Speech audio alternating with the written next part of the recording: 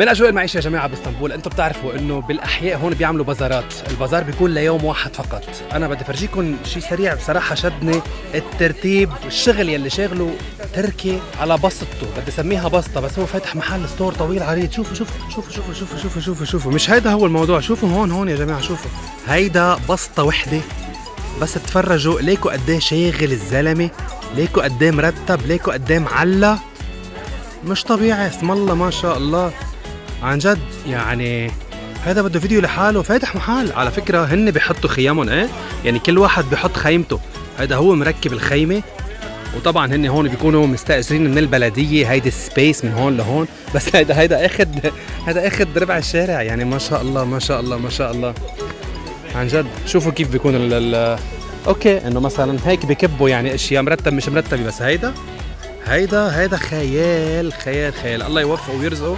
يعني انا اذا بدي اعمل بس هيدا الصف اللي بالنص، هلا مدري كيف مستفهم هيك وحده حد وحده، ما في شيء يعني، مش مكنه مش مكنه، حبه هودي ليك تعليق، ليك اللي فوق. هيدا كله لشو؟ ليوم واحد بس.